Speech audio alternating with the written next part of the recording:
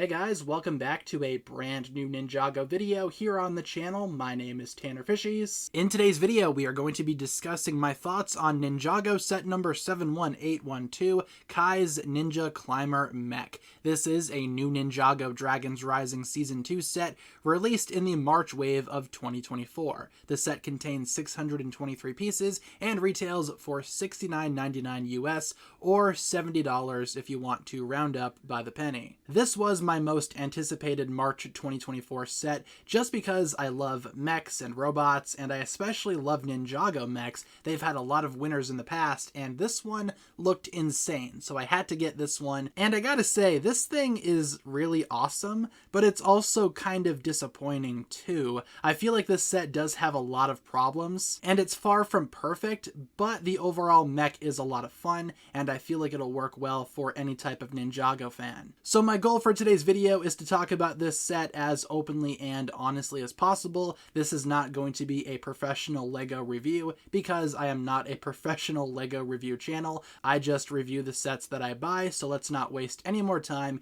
and let's talk about Kai's Ninja Climber Mech. First of all, for the box, here we have the front and the back of the box. I don't like these really tall boxes. Alright, so starting off with minifigures, here we have Climber Kai. Now, because we will not be taking a look at all of the Climber Ninja together, at least not for a while, I will be going into, I guess, more detail surrounding my thoughts on this figure in particular. So, first of all, I do like the armor. I think the armor is done really well. It's kind of dual molded with the gold and the dark red there. The top of the mask is still the same one that was used on the first design for Dragons Rising. I guess first minus Ninjago core, but you get the idea. The top of the head is still the exact same. Also, that face is still the exact same. But let's take off some of that armor so we can take a closer look at the torso and the leg print. So yeah, like I said, same face used on this Kai as the Dragons Rising Season 1 Kai. But I like the torso print and the leg print as well. Very tactical with a lot of ropes and chains and belts. I like how his symbol appears back here too, almost like a loose belt buckle. Like I said, a lot of ropes, a lot of really intricate and excellent printing. Kai also uses yellow as an accent color, which we've seen before for Kai, so nothing really too major there. And yeah, man, this armor piece is really cool. I can't wait to get the rest of these for the other ninja. So yeah, overall, really cool figure. I'm excited to get the other figures for the Climber Ninja. Like I said, though, that might not be happening for quite some time, as I only got this set and the Ryu set, so yay. Next up here, we have Climber J. He is the only other ninja that you get in this set who is actually dressed up as a ninja. You do get Wildfire, but more on her later. Now for Jay here, he's got a lot going on too that I really like. I love the climber design for Jay as well. Kind of feel like it's not going to be canon though. As you can see though, he does come with one of those new climber hooks. I like that piece a lot. I'm excited to get more of those pieces. But just bringing in Season 1 Jay, which also isn't canon, just so you can see the comparison there. I do like Climber J quite a bit. I like the dark blue and the normal blue and the yellow. Very much a J color scheme, but let's go ahead and take some of this armor off. So now there you can see the rest of J's printing. Again, like Kai, very tactical, a lot of ropes and chains and all that good stuff. You can see something similar happening to the back of his torso as well. And like Kai, J again uses the exact same face as his Dragons Rising Season 1 counterpart. Nothing has changed there. So yeah, Climber J, I like this design quite a bit. Here's hoping he actually shows up in the show. Next up here, we have the new Wildfire, which some sources have called Climber Wildfire. The actual box doesn't call her that though, she's just called Wildfire. But still, new Wildfire. Very cool design this time, very different as well from her Season 1 design, just for a quick comparison. Still the same face used, but her hairpiece is a lot different. It's less wild, ironically. It's kind of like more streamlined, almost like Viking style. I also like that shoulder armor very cool. The torso print as well, also really nice. I like the new design for Wildfire. Looks a lot more traditional ninja-esque, you know? So I feel like Wildfire in Dragon's Rising Season 2, maybe she's going to be stepping more into that ninja role. I still think they could have given her maybe some type of mask, maybe a half mask or something. Then again, with that hairpiece, it probably would not have worked. Who knows? Wildfire also has 2 of these little heat blast pieces, which I think are also done really well. So yeah, overall, very good design for Wildfire. In terms of the head, again, same face as the original, nothing really going on there. But yeah, very cool Wildfire. I like this figure quite a bit. And finally, we have Jordana. She is the only bad guy that you get in this set, unfortunately. But she does have a massive jetpack, so hooray for jetpacks. That is a brick-built jetpack. You can see very easily how it's going together there. And it can flap because it is on those clips, so you can flap if you want. Cool. What I'm interested in, though, is that new sword, which is new for the March wave, and I like this piece a lot, actually. Dual molded, really, really well done. If my camera would focus on it, there you go. Again, dual molded between the gunmetal gray and the red. Very cool, kind of like Blood Moon sword here. That piece is awesome, and yeah, Jordana can indeed hold it, and I think she looks really good like that. Otherwise, that Jordana minifigure is it's literally the exact same that we've seen before, so nothing really super new there. The only new stuff is her jetpack and this massive sword that she comes with, that you can get in some of the other sets as well. Alright, so moving on to the actual climber mech in question. Now this thing is pretty massive right off the bat, and my camera is already struggling being zoomed this far back, so we are going to take this in segments here. Starting with the top half of the body, let's start there. Now to get Kai himself in the climber mech, it's actually a little bit harder than it might seem. So you need to get Kai into a sitting position, if it would focus there, good enough, and then you will move up the head, and Kai himself just kind of sits in there. I don't know if that's coming across on camera. You can kind of see where he's going to sit. He's going to be wedged just like this in that little crevice, and then you close up the head. And yeah, Kai just kind of sits in there like that. It's not the worst look ever. Getting him in there is kind of fussy, though, sometimes. Maybe I'm just doing it wrong, who knows. But we do have some stickers used on the cockpit. I guess we will start there.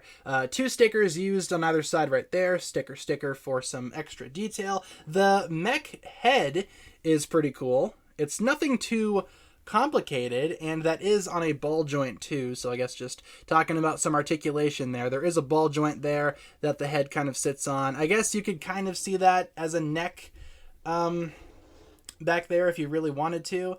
It also can move back like that in case you needed more clearance to get Kai in the thing. Not sure why you would, though. The ball joint itself works fine on its own to give you enough clearance, and you can adjust this horn if you want to give it a more prominent look. I just like how this looks. A lot of mechs like this try to build some type of head for the mech, don't know why, but this one here, it's probably one of the better ones that I've seen so far. It's very streamlined, very Transformer-esque, I will say. Moving on down the body here, let's just talk about the body itself. There is a lot of angles to this thing. It's very angular. Almost like Jay's Titan mech from Ninjago Core. You can see a lot of very similar techniques being used there as well. The body itself is kind of arched back in a way. And the chest is kind of prominently pushed forward. It's a good shape. I like that shape overall.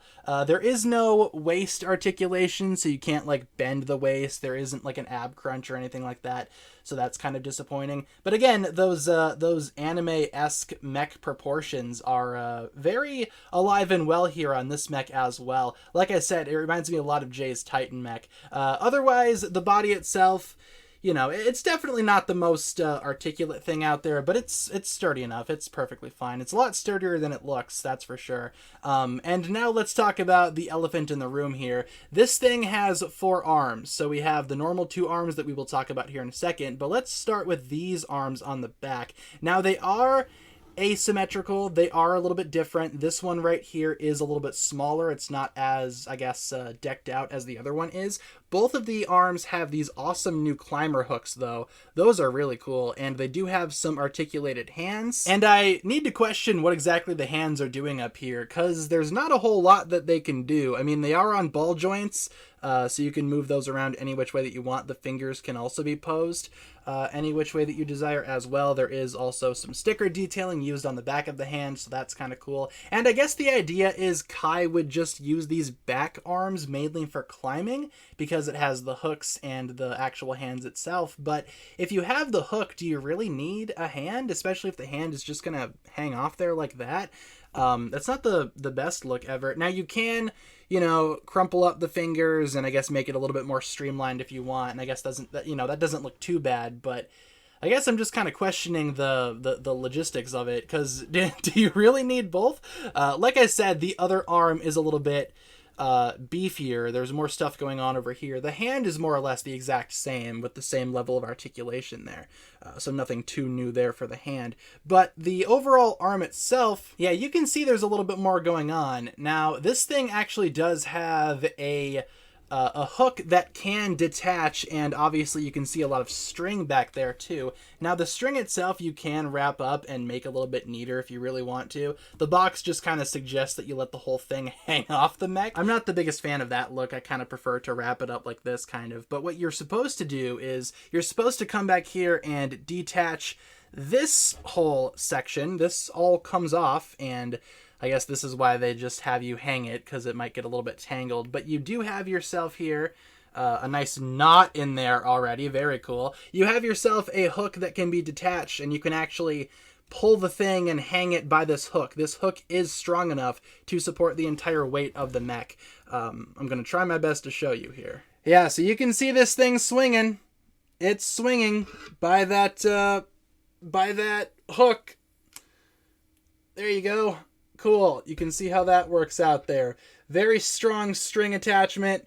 It can support the entire weight of the mech, and I imagine for play, this is going to be a lot of fun, because you can actually hang this thing places. You can go outside and hang it on a tree or something. I don't know. What do the kids do these days? Who knows? But yeah, otherwise when you're done, you just come back here and you reattach that hook, and there you go. You are back to your normal display. There are some other details here on the arm, such as those two little bolts. I'm not sure what those are for. Maybe they can shoot off on the arm, not in real life, but maybe in imaginative play. You know, the possibilities are endless here. And I do think that hook is a very good play feature. You know, for something called the climber mech, you know, you want to make sure that it's able to actually, like, climb things. And while it can't climb things, you know, physically, unless you use your imagination, it can actually hang via the string. So that was a good idea. I like that a lot, actually.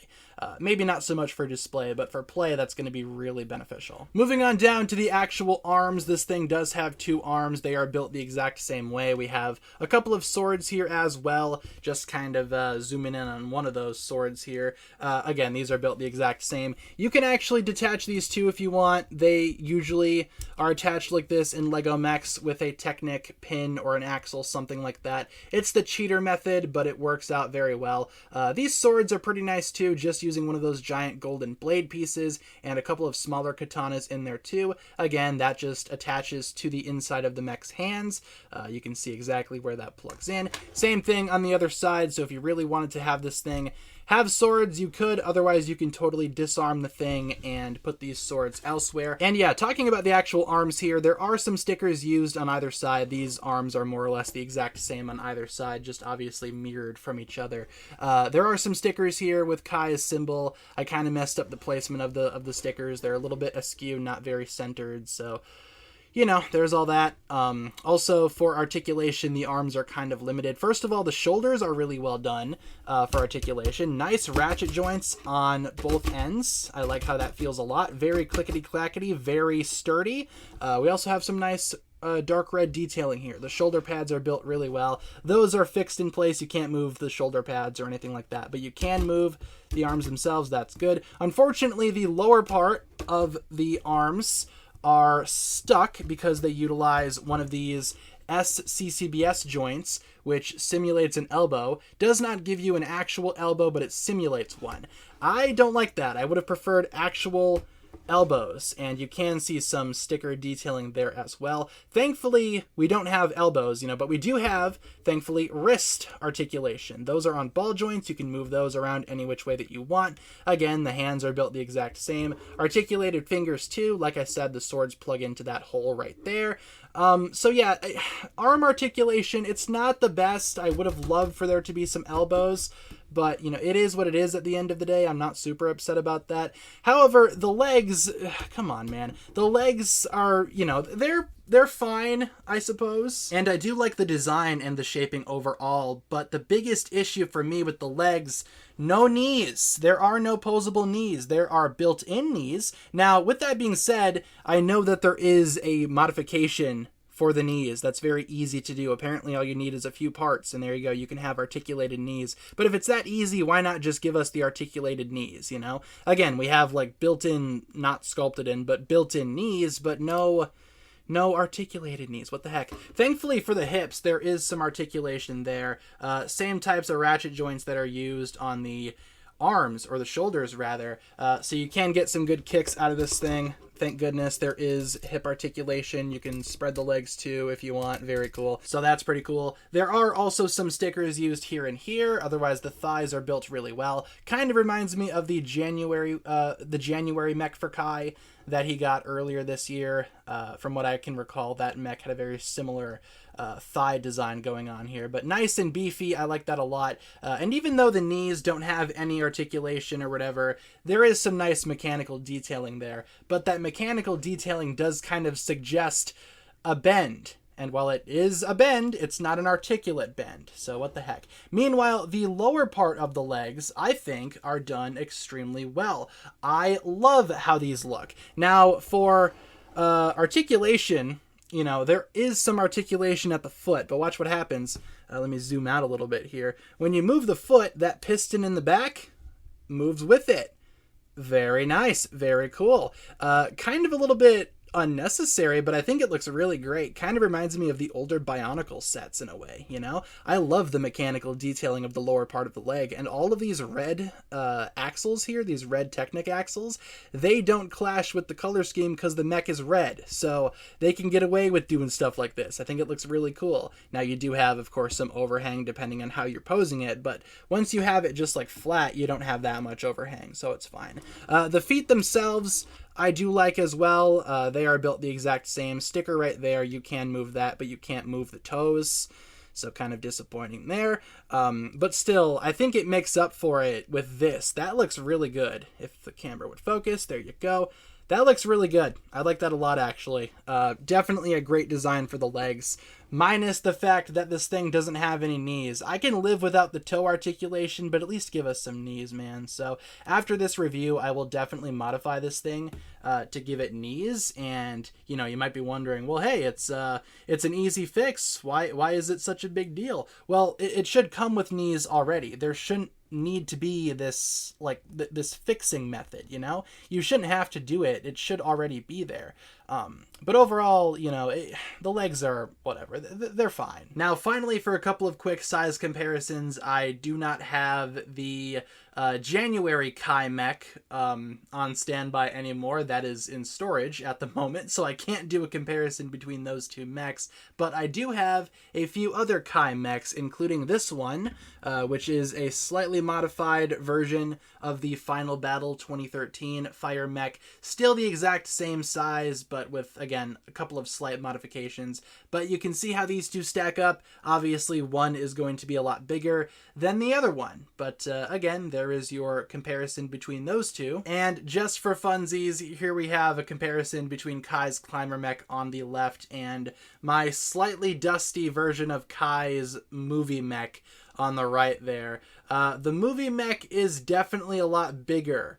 That is still probably the biggest Kai mech that we've ever seen. You can even see just how tall the Movie Mech gets in comparison to the new Climber Mech. The Climber Mech still is pretty massive, I suppose, compared to a normal minifigure, but the Kai movie mech is definitely more or less dwarfing it in terms of size. Yeah, so just so you can see the comparison between these two mechs, let's stop doing size comparisons and wrap up the video. My camera is struggling being this far back. And really quick before we wrap up, here we have the spare parts, the spent sticker sheet, the instruction manual, and the brick separator, which is included with this set. So to wrap up my thoughts on Kai's Ninja Climber mech, I think this set is really fun, but it also has a lot of major problems that do weigh the set down for me. The lack of articulation is kind of concerning, especially considering the lack of knees and elbows. I really thought that Ninjago was past the point of no knees or elbows.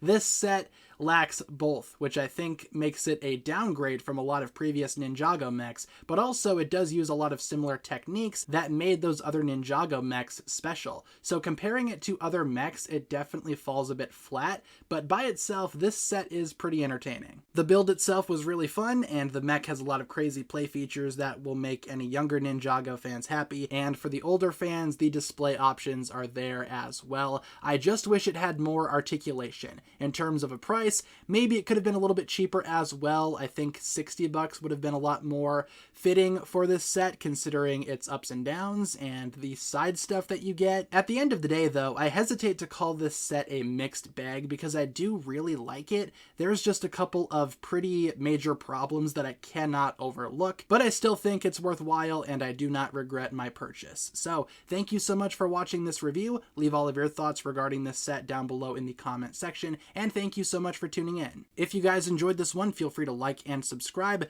do all that fun stuff, and I will talk to you guys again very, very soon. Peace.